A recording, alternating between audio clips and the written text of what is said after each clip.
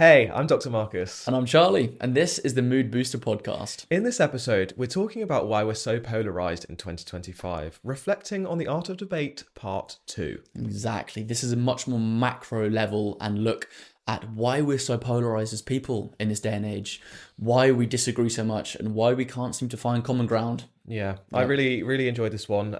We speak a lot about the social identity theory from a psychological perspective, looking at this polarization that's going on at the moment, and then really unpack sort of what we can do about it and how we can maybe overcome this and just get back to a place of conversation. Exactly. As you just said, it's a much more of a deeper dive into the underlying currents of why we disagree and why we don't find this common ground.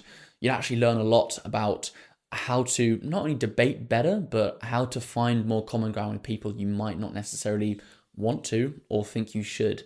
It's all about finding that common ground, having good debates, but basically becoming more and more connected as people because, as we just mentioned, we feel so polarized. And as always, towards the end, of course, we do have our extensive list this week, our extensive list of tools and tips for you to help you with all of these things, to not only find peace amongst the polarization, but also, as Charlie said, to help just engage in those conversations and find common ground with people who you might not think you could do. Or should. It's an interesting one. Fantastic point there. Yeah. It's a lovely episode. I've learned so much as usual. Yes. And of course, there's always a bit of ancient philosophy in there to help your needs. Yeah, it's a wonderful episode. Hopefully you enjoy it too. Let's dive into it. Let's go. Woo! In this podcast, we share evidence-based advice, tools, and tips to help you boost your mood, improve your well-being, and find joy in the everyday. Exactly that. We talk about life's highs, lows, and everything in between with real stories and reflections from our own journeys as well. Yeah, with pillars rooted in introspection, presence, and gratitude, this is the home of well-being and joy. Cue the intro. Let's Woo! go.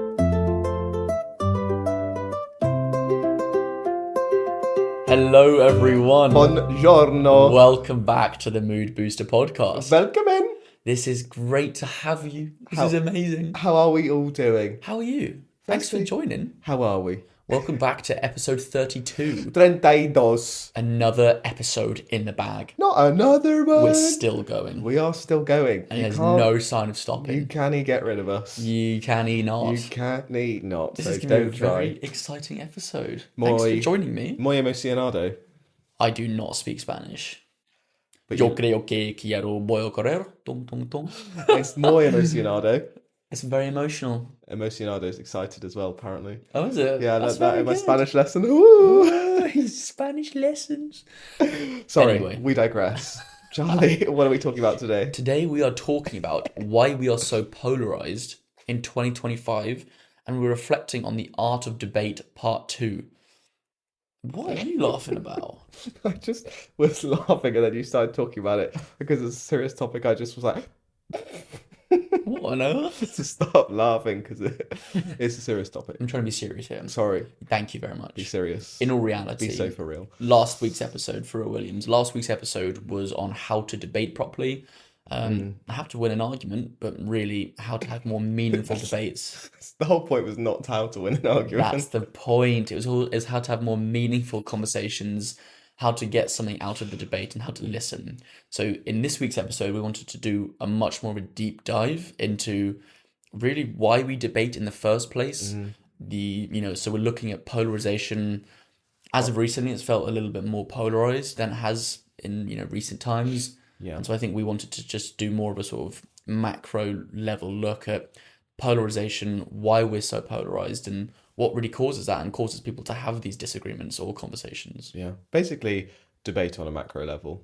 Exactly that. And ironically, maybe the lack of debate at the moment because no one's hearing each other potentially. And there's lack of conversation and a lack of understanding Or listening. anyone with a different view or listening. Yeah. So, yeah, we're thinking about things like identity politics, things like the rise of reform in the UK, the arguably very right wing party headed up by Nigel Farage versus your party, which is the new party by from Zara Sultana and what's his name? Frick, I've lost his name. the old leader of the Labour Party, Jeremy Corbyn. Jeremy Corbyn. There Thank you you go. very much. No worries. Even that's just one very vanilla example there's of a mass lot more, polarization of going on course. at the moment, and just lots of emotion involved with that. And 100%. yeah, polarization might have always been there, but at the moment, that's something we're getting into today anyway. It feels like it's just very intense across the globe, 100%. with lots of serious fundamental questions or discussions or ideologies or identities being called to question. 100%. So yeah, we just wanted to really break that down and also help you find peace amongst that, because it can be really stressful and it can be really like daunting and just deer in headlights of like, all of this is going on, I feel this type of way but I don't know what to do about it, or personally feel attacked that my identity is being called into question here. So whether it's firstly how we can maybe get into a debate or understand people who have opposing views to us, there's that, but there's also the other side of sometimes debate isn't always possible, and where fundamental human rights are being called into question, or your own existence or your own identity is being called into question, that isn't always possible, and it's also how we can navigate that. 100%. What we do here, it's all about communication and looking after ourselves. So whether it's using the tools and tips from last week's episode, or, as we say, understanding more of why we even debate in the first place, from what we're going to speak about today, a lot to learn. Yes. A lot to learn. I'm excited. Firstly, hold on. What are we holding on for? Hold on. What? What's happened? Charlie, Whoa. I've got a big question for you. Oh my God. What's happened? Oh God. White and gold or black and blue? Black and blue, black and blue. Do you get the reference? Or are you Black too and young? blue. Of course I get the reference. It's, buddy boy. Of course I get the reference. White and gold, 100%. Really? Did you do black and blue? I actually saw both. I'm one of those people. Don't be like that guy. It's so difficult sometimes. I did. It's such an attention grabbing method. You didn't. I swear on my I life. actually saw gold. No, I swear on my you life. didn't see both. Okay. You say I'm you have an asking eye I'm condition asking one you- day, and I'm then you say you're asking- I'm asking you multi. to hear me in this moment. Oh, grow up. No, seriously, how's your week been? Thank you for asking me. Talk to me. My week's been very, very good, actually. Thank you very much. Still as full on as usual. I was actually in Porto, in Portugal, over the weekend. Stop the cameras. Why are we stopping the cameras? Charlie has gone on holiday. What? You've gone on holiday? Guys, That is loco. something mad's happened. I've actually gone away on a weekend. You've gone on holiday? I've actually gone away and had a trip on the weekend. Oh, I can't. I don't know if I can. Yeah. Yeah, I've We'll actually have gone to- away on a We weekend. might have to leave it there. Yep. That is intense. The rain has stopped. The gods have stopped talking. I don't know what the phrase is. Why have you I gone on wouldn't- holiday? You don't usually do that. I don't. It's not really. I just thought, I've been in the UK for so long. Hmm. Just not left at all recently. Crazy. I thought I'd go on holiday. Mad. Yes. Empanadas. Yes. How was it? Unbelievably good. Nice. So much fun. I went with two school friends, Tom and Sol. Know them since I was like 15. We see each other like once every month or 2 months now. So far and few between, but it was a holiday. It was a short one. It was just like a weekend break full of laughter. The entire thing was just so ridiculous. It was absolutely brilliant. Porto itself is a gorgeous city. It's really pretty. Yeah. I think it's a bit slept on, actually, Porto. I've not been, and to be honest, I don't think I would have gone unless Tom had suggested it, but really, really glad I went. Nice. The food scene is incredible there. I was saying to you, the food is just so delicious. Yeah. Best Turkish eggs ever had in my life. Genuinely, absolutely unreal. Very nice. Every meal, and it's like, because of the sort of culture there, it's like really small cafes or really small bistros tucked away into like a pretty normal looking building. So it isn't these massive extravagant restaurants. It's just these really cool little spots always dotted around everywhere. So we just sort of spotted, we were just sitting in there, going place to place, which was lovely. Tasted some port as well. I'm not a huge fan of port myself, but Porto being the home of port Yeah. was all right. And then had a couple of fun evenings as well. Very In nice. a bar. Best bar I might have ever been in as well. Best what? Best bar. Really? Yeah, it's like How best so? bar spot. The energy outside. So we were in a restaurant. It was Friday night. We were in a restaurant eating dinner. And the guy who owned the restaurant was actually serving us. And we were asking for recommendations about where to go. And so he shows us this one bar. And we're like, okay, we should try it. We walked to the bar. It was really quiet, nothing there. We're looking around. It's like a really dingy Belgian bar. Okay. Is that the word? Belgian. Belgian bar, yeah. Belgian. A Belgish bar. Belgerinus. Belginus. A bar of the Belgish. Belgium. It's Belgish. It's a Belgish bar. The bar was from Belgish people. And anyway, we were like, this is not looking good. Should we just go home? So we were about to call it. Sol, one of my friends, gets the Google Maps up, finds a bar just on the next street over, which is quite highly rated. So we walk over, and as soon as we come into eyesight of this bar, flooded with people, like 200-300 people all on the street outside, absolutely heaving. And we're just there like, we have reached the Mecca, we have reached the heavens. So we just go, the energy is great, a lot of like laughter, a lot of people just like standing on the street with their drinks there, but it's better than the sort of London culture. It's like a pub in the rain. It's a really cool European square, right? So we go in, we settle in for a good few hours, and then we're just having laughs. We're talking to these people.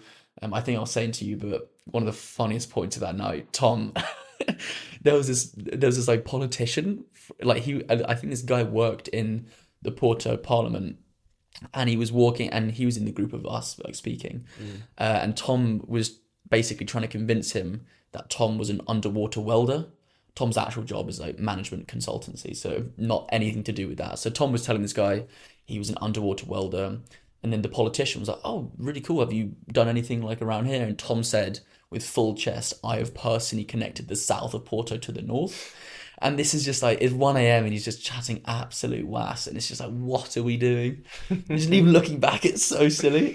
Very funny. Very, very funny. So that was the sort of energy that Porto was for the whole weekend. A lot of laughs. Came back quite tired, but overall a great, great weekend. Nice. So, how about you? Very How was your good. week/weekend? Yeah, lovely. Thank you. I just had quite a chill one. Had some good friends, Jay and Lucy, often mentioned on this podcast, came to visit. And yeah, we just had a bit of a chill out. Did park run. Went to the pub all day. Nice. Yeah, just a nice chill weekend, really. The Quabtree. Yeah, the Quabtree in Fulham, which is a well-known pub Very nice in pub. West London. Yeah, you often bump into someone there that you might know. Yeah, no, it was. Did you bump into anyone? No, I didn't actually. No. Sounds like you bump into people who you know all the I swear I time. did see someone I knew. Don't know. No, I didn't. I don't think so anyway. Well, you Yeah. will bump into someone, listener. Yeah. Marcus So didn't, but you will. yeah, often. It's quite a popular quite a popular spot. It is a good spot. But yeah, no, had a nice weekend, thank you. Jay and Lucy, Yeah. welcome. Nice and chilled out. 100%. Quite low key, which is nice to sort of Good. have a bit of a balance for the listener as well, because I'm aware that we Always jet setting. yeah. So it's nice to sometimes just have a chill as well, which is Of very course. also very normal. So that's what I was doing this weekend, just having a very normal. Yeah. Or I spent all of Sunday catching up on the Traitors. How is it so So far? yeah, it's hilarious. Alan Is it Carr really good? has, I say resurged. He's always doing very well, but No spoilers, please. he's resurged his, I would say, social media popularity from Has how he? he is. He's just being hilarious. So Mm. yeah, no spoilers though. But No spoilers. I've not seen any of it's them. going well. Is it? Yeah, it's funny. What I will say is, it wasn't my idea. Our housemate Molly sort of raised it, and I agree. Is that because they're celebrities, they're not winning the money, and they obviously don't care as much, I don't think. So I think it's way less intense in terms of Is it? drama. But it still does get. There was like, I think her name was Ruth. I'm not going to go into what happened, but she's quite sort of opinionated, Okay. in a good way, I think. But yeah, I think in general, most of them are kind of a bit more on the fence, it seems. Yeah. It still is intense, but yeah, nowhere near as sort of emotive as the civilian version. 100%. Yeah, no. That's an interesting take, actually, the fact that's not. I've not seen it yet this season. But yeah, it sounds like it's been good. It is a good one. It is a good one. So it was nice to catch up because, yeah, going a million miles an hour all the time, not complaining, means that some of those sort of just smaller things don't necessarily happen. So it was nice to course. just, just take a day and just do nothing / watch telly. So yeah, that's what I did. Good. Yeah. Very nice. Mm-hmm. Wonderful. It sounds like a bit of a chill weekend. Yeah, what they do on the traitors is a lot of arguing. A lot of debating, I may say. A lot of polarization. Yeah. Wow. Yeah. That's a good segue from you. That's great. And lots of group mentality, lots of group things. Identity politics. Oh, yeah. Wow. For sure. Fantastic segue. Thank you very much. I'm proud of you for that one. I appreciate it. Thank That was you. a really good one. Yeah. I'm kind of inspired. Well, you can't have it all. Do you know what I mean? I do not. You've got the good hair. I've got the segues. Both of those things there. What? Both those things. Both of those things. Both those things. There's nothing more, nothing less. Nope, that's literally it. I shan't tell. Nope. Shan't tell. Chantel. Anyway, debating. Polarization. I Yeah. think you mentioned it briefly there. Before we get onto debate, or you mentioned it briefly in our sort of intro, there are some caveats that we really want to sort of go into with the whole idea of debate, especially polarization as well. We do want to acknowledge that a lot of the sort of facets of what we're going to speak about, we need to acknowledge that real harm can be done with this sort of level of polarization. I think that's really important to like acknowledge that first off. And also that there's asymmetry in power as well. So like, for example, when we're talking about getting in debate or having an open conversation with someone, some people look, we're talking about debate. So there's one of the issues I want to move away from is like it being binary of two sides, but that's a lot of what we're talking about. And sometimes, so when there's a side, one side there's an asymmetry there, like one side is coming from a place of power and privilege and being like in a majority or whatever. Let's say, someone who is a conservative white male has no sort of differences in sexual identity or gender identity, all of those sorts of things, hasn't come from, I don't know, hasn't migrated or, all of those things. There's so much in terms of structural power that might lend or be given to that person or just not given to, but just they have.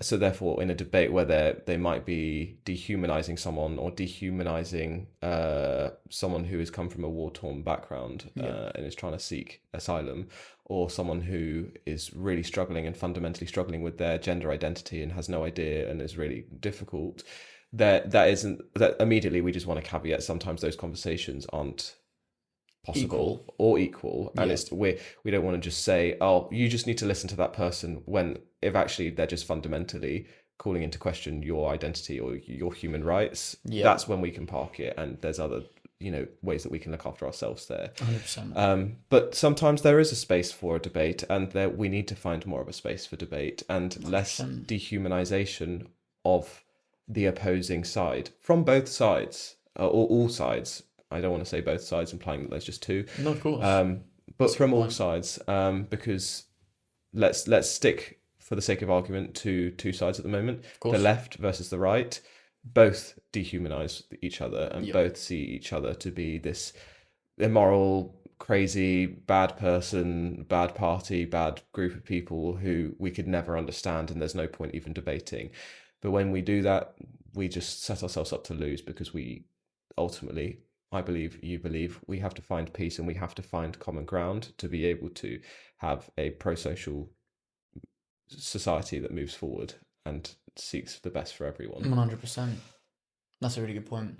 Yeah, I mean, everything what we're talking about is how we communicate better. I think we're going to go into a bit of why we're so polarized to start. I'm really interested to learn about why this polarization exists in the first place, because this isn't just a recent thing. I mean, it has in the recent years, it's felt a little bit more polarized, but since the dawn of time, we've always found these, whether it's, the working class versus the upper class, or, whatever it is, different forms, different groups of people, we've always been polarized and had differing views and not really heard each other. Yeah. So I'm really interested to learn a bit more about, first off, why we actually... Well, I think it's very interlinked. Interlinked. It's quite like... There's not one set answer, and there never will be with these sorts of things. Now, let's just... I think from my perspective, and I know you do as well, we want to come, as we always do, from a psychological perspective. There are loads of different political movements or changes or economic changes that have happened over even since, since the dawn of time, but I think there's been a shift since, from my reading into this, since, post World War, over the last however many decades, into the last couple of decades, there's been a shift from maybe looking more from an economic lens politically to more an identity-based lens politically. But again, we're not political experts, and we want to come from a psychological perspective. So where we get to with that is things like the social identity theory. Okay, interesting. The social identity theory is something that is heavily important and influential in the formation of our self, but then also how we behave and how we see things like debates and our political stances and our values and our in-groups and out-groups. So yeah, should we break it down? I think we should break it down 100%. The social identity theory. So basically it's a psychological theory. We have spoken about the social identity theory before, but basically it's that people define themselves partly by their group membership. We are, as we've said in many previous episodes, we are social beings. We are hardwired to connect with our neighbor and connect with people in a group, because group think and group connection and a group identity ultimately is what enables and promotes survival. We have to survive together as a tribe. So as part of that, we have our group values, and when we can when we can find a group and identify with that group, we sort of latch onto that group, and our self-esteem, our view of ourself, all of our values, all of those things come from what we see that group to be and how we align with that group, or how we see ourselves to be aligning with whatever that group is. So we think about things like religious groups, for example. We have, very broadly speaking, Christianity, or any other religion, any religion, literally any religion. That is a group of which we can assign ourselves to and associate ourselves with, and that group, that in this instance, that religious group, has literally a book, but like literally a core set of values that we must adopt and adhere to, and a lot of those are explicit, like the Ten Commandments or whatever it is in the context of Christianity, but a lot of those are implicit as well. Things that are like value based, traditions, marriage, sort of man and woman procreating, because that's what God set us up to do. All of those sorts of things. So, and then it comes with like the implicit things are also sort of, because marriage again is maybe more of an explicit sort of structural thing, but still things like looking after your neighbor and being a kind, compassionate person, all of those sorts of things are what arguably also are part of values within Christianity or any other religion, to be honest. So we, being part of that group, feel safe, we feel connected, and we feel proud. Also, the pride is a huge thing, pride in being associated with that culture, with that group. And that gives not only ourselves sort of an identity for ourselves, because it gives me a framework of which I can behave, because that's how the group behaves, therefore I can do that. But it also gives me an identity within a wider context of a group, and a safety, and a sort of an intrinsic or innate feeling of protection and association there. So that's, I say quickly defining, but that's broadly defining what social identity theory sort of argues. I mean, even hearing that now, that it gives so much credence to any sort of idea of polarization or debate or anything. It completely makes sense when these, debates which we have, it completely makes sense if you see even videos online of certain groups of people having these debates. As you said, it almost goes back to a tribe. It literally looks like almost tribal. Yeah. People find their core group of people who have those same values, because that's where they feel safe. Yeah. And that's where, when you're in that group mentality, you find that these sorts of, you find that barrier between these groups, especially when the views don't align at all. Yeah. Because that also leads on to part of the social identity theory, these other mechanisms that are involved, like positive distinctiveness. Like, you want your group to be the best one. You have a positive bias towards your group. It is your group, therefore you want to be successful in yourself, and by proxy you want your group to be the most sort of prosperous, successful one. That's funny, because how that links into the topic of debate, which we were saying, often a pitfall of debate is trying to win, not trying to understand. So by that thing you've just described there, Yeah. surely that means that by trying to win, by trying to get your group to win, Yeah. you're actually losing out because you're not learning or understanding. Yeah. And again, I know, as we said in the beginning, sometimes you don't have to like understand if it's a, slightly harmful rhetoric. However, if you're going in, what was it, positive sorry, 1 second. Positive distinctiveness. Sorry. positive distinctiveness. Yeah. If you're looking for your tribe to win and be the best group, you're not actually going into a debate with that understanding that you should have to learn, right? Yeah, and that's why you also feel challenged when you see things that another group are doing, not the other, but another group are doing, because that isn't in line with your own in group. It feels like a threat to what you know to be true or what you think to be the best.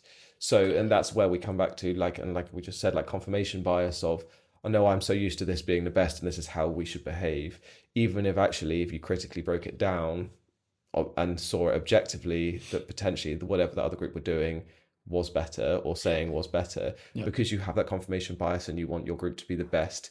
That's when your emotions get involved and are like, and as we were talking about heavily last week, I'm not gonna critically engage with this new information or this observation from this other group because it threatens my in group and what I know to be true. Therefore, I'm just gonna shut it out or challenge it or dehumanize it because, revise. Listen to last week. So very interesting. Yeah. Wow. Interesting. Yeah. So, but also by the nature of having an in, like anything, yin and yang or up and down. Sorry, very basic example. Up and down. Did you just say well, that? if you have up, you must have down, right? Well, like. Oh my God, get that on a pillow right now. That's a Dr. Marcus. Okay, I heard it sound stupid when I said it. You don't need to tell me. Back in my studies, actually, we learned that when you have up, you must have down. Oh God. Back in my PhD, we actually learned. You bring some academic. Back in my PhD, we actually learned that when you have left, you must have right. You bring some intellect here, then. I'm tired. You get what I mean, right? So where you have to have wet and dry. Like a magnet, there's or whatever you've got to have foot and hand. No, that's not the same. I'm repeating to you. I know what you mean. When you have an in group, you must have an out group. To be able to have an in group, psychologically, there's got to be an out. 100%. Because otherwise, if everyone were in the in group, there wouldn't be an in group. There's got to be there has to be a distinctiveness to your group for it to feel like this is my tribe and this is how I identify with this unique, and the distinctiveness and uniqueness to it. This is how I identify with this unique tribe. If everyone were just in this in group, it wouldn't be an in group. So psychologically, there has to be an out group, if not multiple, well, definitely multiple out groups, and my in group has to be the best. So by the nature of there being an in-group, it's important to also highlight the concept of out-groups and how all of these things stem from a fear of, not wanting to know, a feeling threatened by, all of the above out-groups. I do challenge that slightly. Hear me out here. Is the nature, if we're thinking about this purely on having started off as tribes, having an in and an out group, inherently bad, or is it the fear that we associate with the out group and the lack of understanding the bad thing? Having grown up, not me personally, but having humans evolved all over the planet, we have had a lot of cultures which have, become all around that are very, very, very different. So there will always be in and out groups from wherever. It's the fear, it's the lack of wanting to understand and instead impose their own views on that out group, which is actually the bad thing. Yes. Are in groups and out groups actually bad? No, I don't think so. I don't think the theory says that either. Like, I was more asking, like, no, I don't think in groups and out groups are bad as a concept. Like, it's a good thing to have safety with who you know and all of those things, and that, like I say, up and down, for example, that to have an in group, you kind of need to have other groups. Yep. I live in a village. I can't live in every village. Yep. I have one religion. I personally don't, but like I have one religion. I can't not to my knowledge, be multi-faceted maybe you can be religion. more anyway. You know what I mean? Like, Yeah. there's got to be a uniqueness to your identity. I think, which means but and what we're trying to get towards is these. And even the word outgroup maybe does have a slight negative connotation to it, Yeah. but it's how we act upon how we see those other groups, and Yeah. that's the thing. Like from a psychological perspective, there's mechanisms that explain these negative behaviors of you're bad because you're an outgroup, you're not, I'm superior to you because I want to be superior and I need to feel superior in my identity and my self-esteem. You're wrong, I'm right, and I'm not going to listen to anything you say because this is my identity and my religion is the superior religion, for example. We're sticking with the example of religion. But that's where, as always, when we know these psychological mechanisms and our brain's shortcuts and our knee-jerk reactions, if we know them, we're able to potentially work on them and look to challenge them and overcome them. Yeah. I don't think the in-group, out-group concept itself is a bad thing. I think it's how we react and use those concepts to shape our behavior. Yeah. Whether we even, a lot of this is subconscious, most of this is subconscious, and we don't even know we're doing that. Of course. Hence why we're talking about it today. Yeah. But if it's been raised and if you've been raised in this in-group and taught certain values about said out-group, Yeah. One could argue when these in-groups and out-groups mix, as we are becoming, far more globalized, and we want to speak about this more, when people are becoming far more interconnected, as you say, those threats can be heightened because of what you've been taught and what you've heard and what you've listened to, when that's realistically not just the out-group moving in, it's how we see that and how we view that. Yeah. Right? And this is why it's also difficult, or something that seems to be so prevalent today, because again, without going into too much detail about it, like with the rise of identity politics, which is very much on the rise, identity politics being politics and politicians using identity-based concepts and arguments to form a lot of their decisions or policies and debates and even sort of what's the word? Campaigns, sorry. So it's looking to a lot more of things of social values and identities, such as religion, things like your gender, your things like even things like how you identify yourself as a person, or there's labels you feel like you need to give yourself. The labels we give ourselves. That's a lot of more of identity politics, and gives the rise of things like popularism, for example, as opposed to things that are more based on economics and policy. And when there's a rise of that, you have things like the Reform Party here in the UK, for example, using very broad, very bold statements and potential things of scapegoating. Very small groups of people, again, small groups of identities of people. In this instance, for example, people who are transgender, for example, or immigrants, for example. They're two huge groups of people, aka identities, that parties use to spread information or spread this is this person, they're bad, with very little critical engagement in actually, let's maybe try and understand these people, let's try and understand where they're coming from. So when someone is listening to that, they don't, and they already identify with that group, right? So I identify, not me, not me, but hypothetically, I identify with the Reform Party. Clip that. That is such. I'll clip that right now. Hypothetically, I identify with the Reform Party. I think that once more. Immigrants are bad. I think that transgender people are bad, and they aren't what I know, and therefore they're a threat to me, because what I know is cozy village in the middle of England that is 99% white faces, and the people that I know and my church down the road that I can go to. That's what I know and what I'm comfortable with. Ultimately, what it comes down to, and very interestingly, we did street interviews yesterday, and one of the people spoke about this very eloquently, was also education and experience. 100%. if we don't experience other cultures and other outgroups, Yep. we again have these ideas about them that we don't know, and we just lump them as you're an outgroup, you're this, and this, and we stereotype, and we put a whole sort of bunch of labels on them.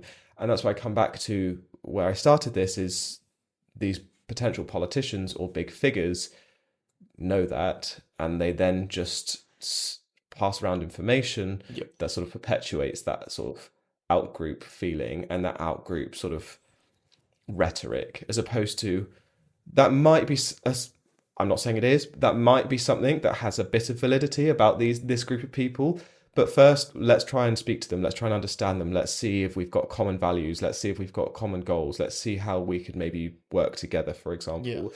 And maybe our policy might get to a place where, I don't know, we're still not necessarily prioritizing you as a group of people, as your identity, because our in-group fundamentally will never agree with that. But let's maybe get to a place where we can maybe understand you a bit more, and therefore this is the whole point. It won't, but our policies and our agenda won't sort of villainize you so much and won't focus on you so much, because, yeah, that's all we're focusing on right now. 100%.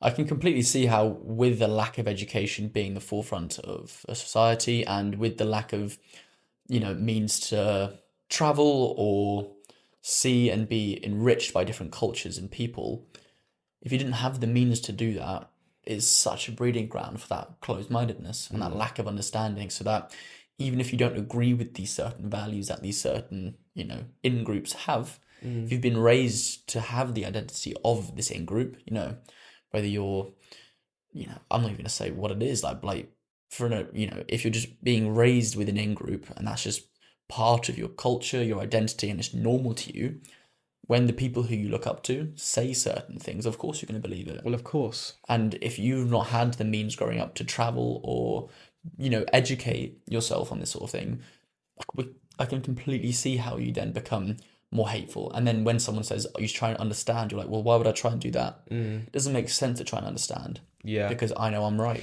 But also, it's easy, and it's comfortable for our brain, of course, to just, as we discussed last week, to consume and accept information that confirms what our brain already thinks is true. Yep. So when we're given this information that already aligns with, okay, this is my sleepy safe village of white faces and people that don't challenge my in-group identity of all of those things, I'm just going to continue to consume that information because it's easier.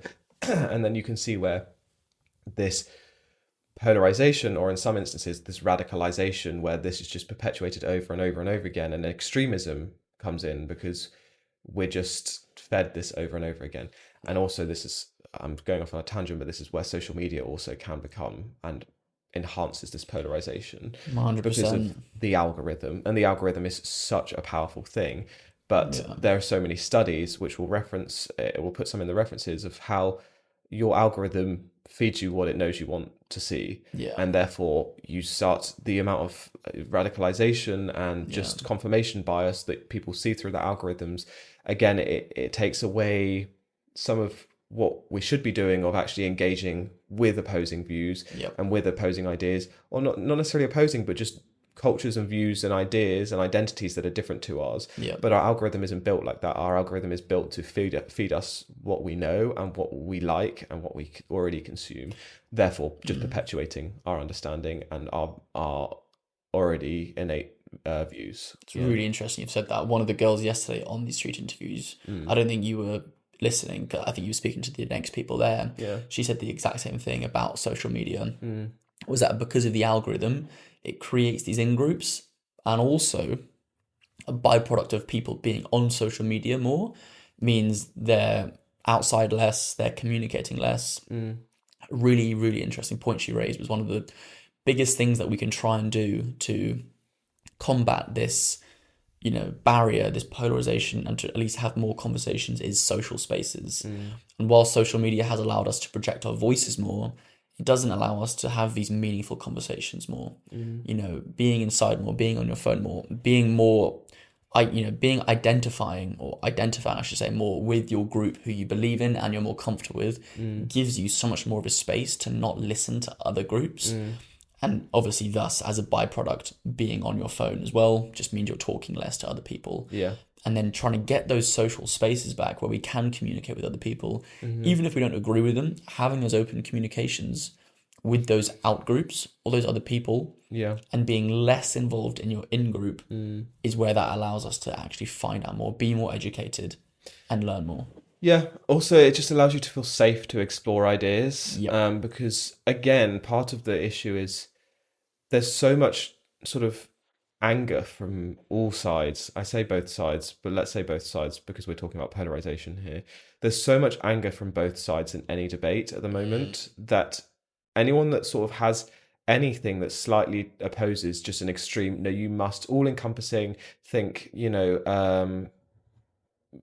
women's rights, transgender rights, pro-Palestine, all of the things. If you don't think something that completely, fully, fundamentally agrees and says all of those things, and I'm even feeling nervous in just saying this, then you get bombarded. You are inhumane. You don't believe in human rights for people. All of those things, and it's like, Therefore, you can also understand why people are nervous to engage in those conversations, and then they just stick to what they know because they can't. They find that there's not a safe space for them to maybe even begin to educate themselves. Completely, that's a fantastic or point. even engage in that conversation. It's because the debates feel pointless if you're going to be labelled as something for challenging an idea or trying to open up a debate or a communication. We're so quick to label people and associate them to just certain characters or identities because of one thing that they might believe in. Of course, like that just instills fear into the whole thing, which is the reason or the way through, which is communication and conversation. But when you're in that group, especially on social media, who labels people, who maybe cancels people, of course you're gonna, that it feeds into cancel culture, which is terrible. And also, I mean, I'm very much giving my political opinion here, but I saw Stephen Fry talking about this. It was really interesting. He's like, the biggest problem with us liberals and us leftists, to put labels on these things for the sake of argument, or keeping it simple, is we have so much in-group fighting. We're not a united front because of all of this stuff of like, you have to agree with every single thing I say, otherwise you're wrong. And it's like, no two human beings are going to agree with every single point. We can't have this overarching, sweeping, you must fundamentally just agree with this completely whitewashed set of rules, otherwise you're out. Like, you can never, and that's why Stephen Fry was saying, you can fully understand why the fascist far right are completely rising in power, because they all have in-group disagreements, but they don't care because they see the bigger picture and they have a united front in their identity. Whereas people on the left, for example, are so sort of worried about the intricacies and you must get this right, you must get this right. And Jamila Jamil was talking about this as well, very eloquently, probably far more eloquently than I am, that we're so busy trying to police each other and say you must get this right and have extreme things of you, unless you fully agree with this, you're wrong, that we are just losing conversation and we're losing like our ability to just be united in something. We're not united in anything because we're all so extreme about everything. And it's, again, we need to strip back and stop being so extreme about everything and expecting every single person to agree with every single point. Like, for example, you raised J.K. Rowling. I saw an interview with Keira Knightley this week or last week where someone asked her about J.K. Rowling, and she laughed it off, and I don't really know like the PR of it or whatever, but she laughed it off and was like, we all just need to start learning to tolerate each other. But because, now, don't get me wrong, I don't at all, the fact I'm having to preface this, but anyway, I don't at all agree with J.K. Rowling's views on transgender spaces, transgender rights, all of those things. I don't. But the fact that Keira Knightley didn't explicitly say that and said something that was kind of just on the fence, the internet's absolutely berating her, of course, and saying she's an awful person for not standing against J.K. Rowling. And actually what she was saying is we need to learn to tolerate each other more, which is ironic, like, because one of the most inclusive things you can say. Because then in her saying that, people were doing the opposite of tolerating her. And I just, it seems to, like, a very underlying theme, or like a overarching theme, I should say, is there seems to be just a rise, whether it's identity politics or whatever it is labeling overall, because we now have louder voices because of social media, or whether it's just mobile phones in general. There's far more people than there used to be on planet Earth. maybe it's an ego thing as well. There seems to be an increase in a need to label yourself as something, to try and find your tribe, to try and Yeah. find your label and like, who am I? Not instead of like, who are you as a person? What do I believe in? Who are my groups? Let me associate with that. So then you find these defenses and these walls. As you say, when someone doesn't necessarily fit in, even if it's Keira Knightley saying something on the fence, you jump to cancel because that feels good. Yeah, it does. It's dangerous, a really, really dangerous thing to do. And also in a time of, just lots of instability in the world, from post-pandemic, financial Yep. instability, and, all of those financial hardships globally. But, it just allows you to sort of connect to something and feel something, to be like, Yeah. that's another thing. Social identity theory says that, when there are challenging times in the world, you are more likely to feel way more connected and protective of your group and your identity. So when we have financial hardship, for example, we rally around our group more and make more of an out group. Like, it's the whole reason why scapegoats are hugely used by fascists, or certain political groups or movements. Yeah. I don't want to get into this, but look at the Holocaust, like a key scapegoat Yeah. in a time of financial burden and financial hardship. What do the Reform do? They work on scapegoats. They work on, let's rally around our people to dislike someone. And I don't want to take very real human experiences and just talk about something that's a movie, but it's for a reason. I've said this before, like in the Wicked movie, for example, the whole premise of it is when people are in hard times, get them together, and what gets people together? Common enemy. A common enemy. There you go. A scapegoat. Yep. So when we are in hard times financially, or post-pandemic, all these things, we feel connected by our in-groups. And what helps perpetuate an in-group? Out-groups, and feeling like we're better and superior to other people. Yeah. And it's just such a shame, because we don't have to know. Like, I'm not Sikh, for example, but some of it's literally Diwali at the moment. Like, this is a really random example, but I love my memories of going to one of my best friend Money's house and just learning about this culture that I have no idea about, and I still don't know anywhere near enough about, but just soaking that in. Like, I'm not going to become Sikh myself. I don't have to become Sikh to be able to just immerse in something else that's not my own identity. Yeah. And it's just a very simple, basic example of how that's just a really nice thing to do, and I don't have to isolate myself to just what I know. It's funny, I think the more, again, I know this is a privilege to say this, but the more education you can have on diversity, the more, I say travel like it's an easy thing to do. I fully appreciate it's not, but the more you can experience different cultures, different people, different, whether it's even foods or whatever it is, the more you can experience that, just try and submerge, you actually find a lot of common ground and a lot of similar values, but ones which actually carry over into a lot more beneficial sort of areas, whether it's care, compassion, sharing, just not to sound wishy-washy, but love, it does transcend a lot of these sorts of barriers that we put in place, because we're scared to experience or scared to be part of or a lack of our own in-group, when so much through sharing these values is actually, so much is to be had from there. I think that's a really good point also about the values. It's like, a lot of these things feel so emotive, and so we dehumanize the other person because we don't think that they have values. Because how could you, when, for example, you completely invalidate or negate someone's complete identity, someone's sexual orientation, for example, or someone's gender identity? How could you have values? How could you have morals? But if we strip that back, I'm naive. I don't think I am. I know I'm not naive. All of these people, regardless of where they sit, have values, and they have values on which they are acting. And maybe always remembering that we can't always engage in these conversations, and sometimes we can't when people are dehumanizing things, but sometimes somewhere in the middle, what we can do is just try and, instead of just saying you're right, I'm wrong, the other way around, you're wrong, I'm right, and you're a bad person, you're a villain.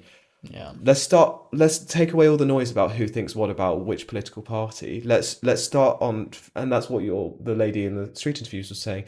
Let's just find safety and common ground in what we do agree on, because we all have values, and we're human beings. We have values that drive us, things like fairness, things like equality, things like family, other people respecting authority, whatever it might be. let's make sure we can just find some common ground there and build up a conversation from there, as opposed to the other way around of, you think that transgender people shouldn't have this space, I think that they should, you're wrong, I'm right. Okay, it's a difficult one because I think the debate around transgender rights is extremely tired and extremely invalid, and I just think, like, let people live. And I don't want to keep using that as an example because it's actually probably an example of dehumanizing people. It definitely is an example of dehumanizing people, and we shouldn't be debating people's identity. But even just having a conversation about, for example, someone like J.K. Rowling, we might never agree, but instead of thinking you're an awful human being that might think something about just wanting to protect, I don't know, a feminist space, for example, or female spaces, is there somewhere that instead of just immediately whitewashing you with you're an anti-trans person, you're all of this, I never said that I was. Yep. I just have maybe one single nuance in there that if we just heard each other for a second, we might actually agree. But yeah, I think on a larger scale, it's difficult because these identities are called into question far too much, and it's at this point just a shame and probably frankly disgusting. So it becomes tired, and we can't even have this conversation, or shouldn't even, because it is so whitewashed with these transgender people are bad, therefore, and it's just I mean, it comes from, as you said, so many different places. Inherently, the want to learn is probably the best thing that you can have as well. I know we said this yesterday. I thought it was actually a really, really interesting point. Marcus Aurelius, the ancient Roman philosopher, I think, his book in Meditations, one of the things that he wrote, which I fully appreciate comes from a bit of a place of privilege, is there's power in not necessarily needing to have an opinion. There's power in not needing to say something all the time. Just listening and finding out more is often one of the best things that we can do. But again, whether it's because of labeling, our identities, our in-groups, who we know, who we want to be, we feel like we need to have an opinion on certain things.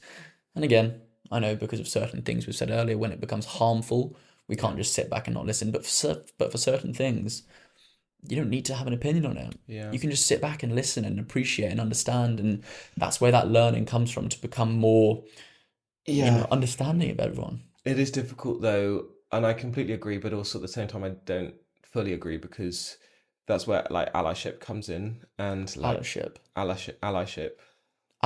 Yeah, so like being an ally, for example. Yes. Whether it's for Palestinians or the queer community or any other marginalized group. Like I don't identify, I'm not Palestinian, but I feel like maybe when you're seeing such injustices happening, of course, there's we can't sit back and say, oh, I don't want to have an opinion. No, of course, I did very much preface it with everything. Of course, there are certain when like a genocide's happening, you've got to obviously speak up or have your stance. But in a lot of places when there's not that happening, and there's a much smaller argument, I think not having an opinion is also quite beneficial. Yeah, and that's where, for example, and maybe it comes back to what I'm sure, and again, I'm worried about tripping myself up because it's not an experience that I have, and I don't want to keep talking about it. But like people in the trans community, for example, let's stop talking about it. Like, let's stop having an opinion because they're just people who want to just live their life. Like, so why are we talking about them making people unsafe or children indoctrinated and all these things? Like, it's the most ridiculous thing. But it comes from like a lack of education, a lack of understanding. But why do we just not just let people coexist and let people?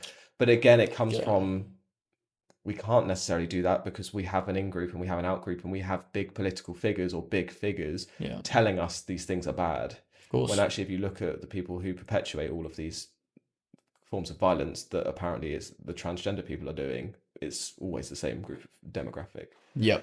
Males, or white powerful males. But yeah, I think it's a difficult one to find a balance, I think, talking about in terms of identity and how to debate those sorts of things. I think hearing a lot of these things is probably daunting, quite overwhelming, and quite often scary, Mm. especially as you're hearing the polarization and hearing these different sides, especially on social media, which is quite loud. If you're listening to this and you feel like, well, I don't know what to do now, I just want to sort of become a recluse into my own Mm. hobbit hole and, not partake. There are definitely some things that you can do, which will, again, one of the things that we always say is improve your well-being, help you find that balance and help you improve, whether it's to listen or to understand. Maybe you have a rhetoric which you don't think people agree with or that you become quite passionate about. There are lots of tools and tips that you can use to really try and improve your stance and become more educated, more multifaceted and learn more, because that's how you become a better person as well. I think it might be a prudent time to go into some of the tools and tips for the people. Yeah. What do you think? Yeah. Tools and tips to sort of reduce polarization and engage in a healthy debate. Yeah, I think so. I think we go into it. Some of Let's the do advice for you. So, number one, what we've been saying for this whole thing is anchor in your values and not your tribe. Number 2, don't confuse empathy with endorsement. Number 3 is know when to disengage. Number 4, speak from lived experience, not slogans. Number 5 is to reframe your online behavior.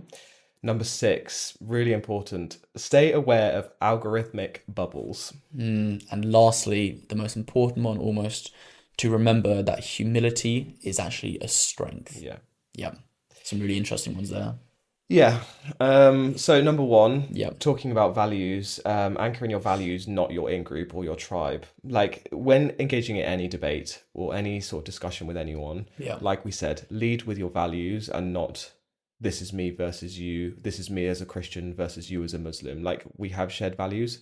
Let's find those and let's build our conversation from our values and what we can agree on and how we are as basic human beings with basic values. Completely. Right? I think it semi-links to last week is if you can lead with values, but then also a curiosity for values, for the other person's values, you'd be a lot more constructive at learning, but also having a good conversation as well. Yeah. 100%. Number 2 is to not confuse empathy with endorsement. So this is when you listen to someone's story or reasoning, it doesn't mean you have to agree with it necessarily. It means you're trying to understand the why, not just the what.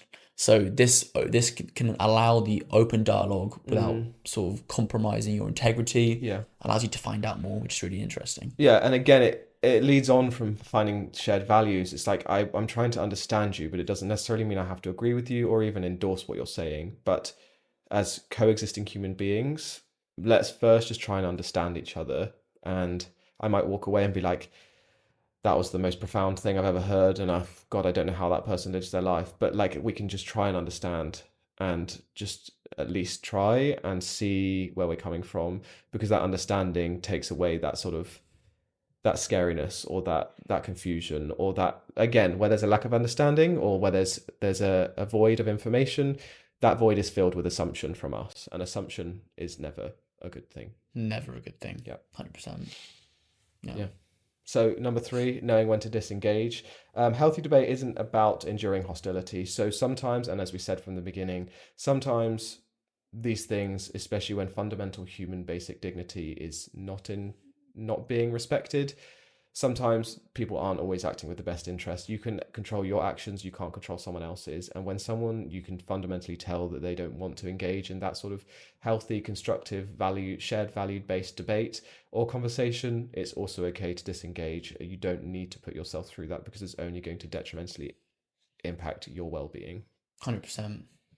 Interesting one that is. The next one is to speak from lived experience and not slogans.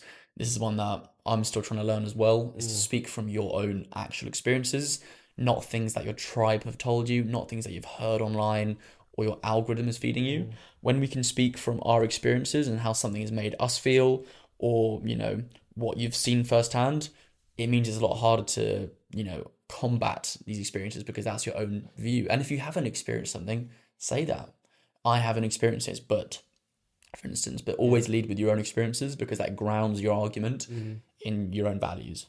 And again, it's the very antithesis of sort of polarization. If we can speak to our experiences, it moves us away from those polarized labels of, okay, you're this and I'm that, you're far right, I'm far left. Let's talk about our experiences, and again, like point number one, our values, and not just label each other and what we think each other are.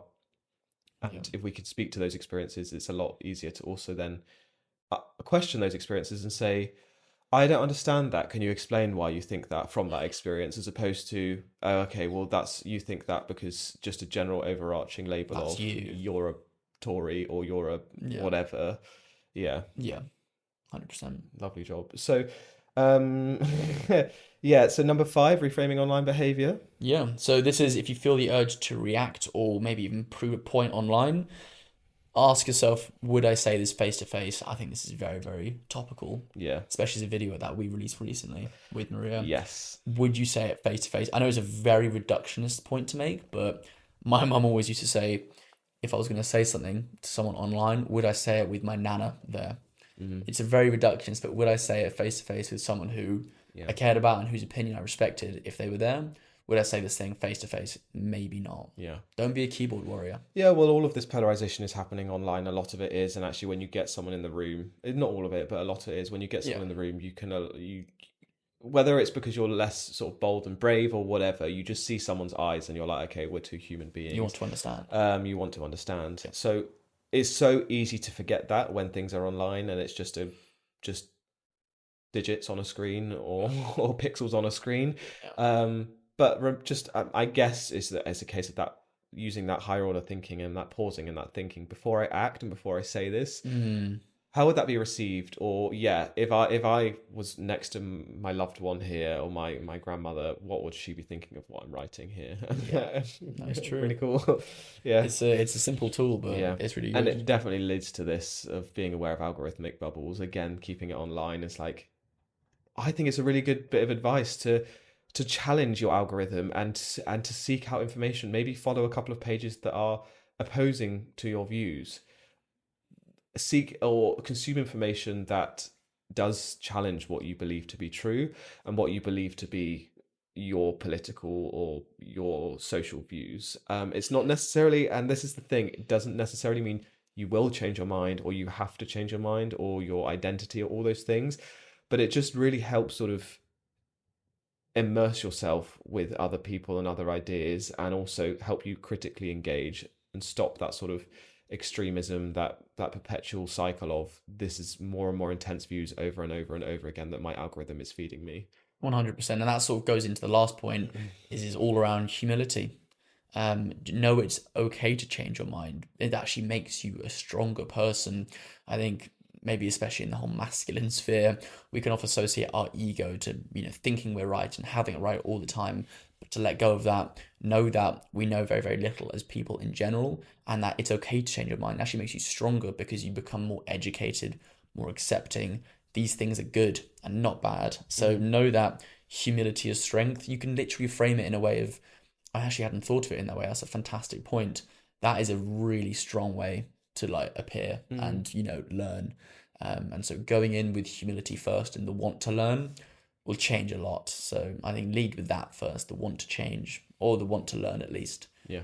A very, very strong idea. Very nice. Yeah, so very nice. Wow, there's a lot there, but that's really good stuff, isn't there? Yeah, there is. And it's tricky to sort of, I guess, just say, to unpack all of that in a short period of time when there's so much sort of really important, or there's so many really important points.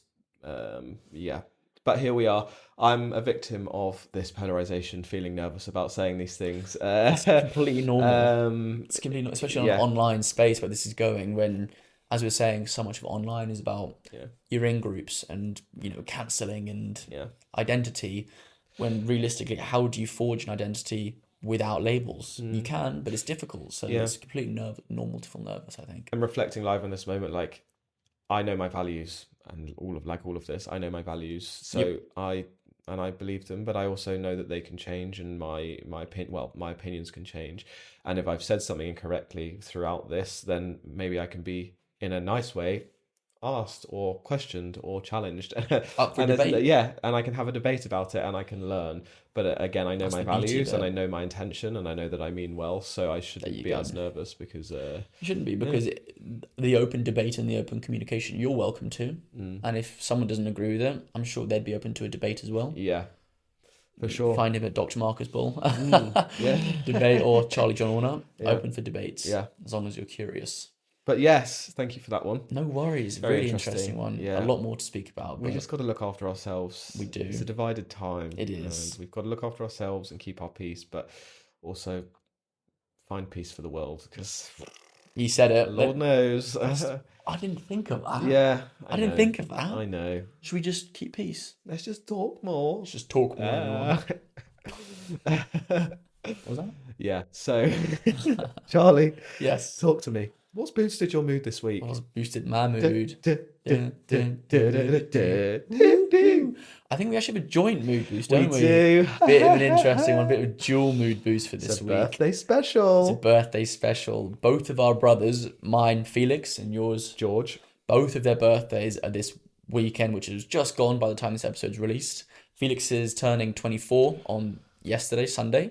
George is turning 33. Oh, 33. crikey. On the Saturday, right? Yes, on Saturday. So by the time this is out, both of their birthdays would have occurred. Little birthday number weekend. HBD. Happy birthday, chaps. HBD chaps. Happy birthday. Bon Very anniversaire. exciting. Feliz Navidad. Feliz birthday. Feliz cumpleaños. There I we said go. Merry Christmas. You did indeed. Golly, I need some more Spanish lessons. Feliz cumpleaños. Yes. Anyway, good debate. Yes. Good chat. Good chat. Very interesting one. Very well done. Of course, well done. As per usual. So, Well, should we do the honours? I think so. I'll turn it off if you want to do some ASMR. Happy birthday to you, Felix and George.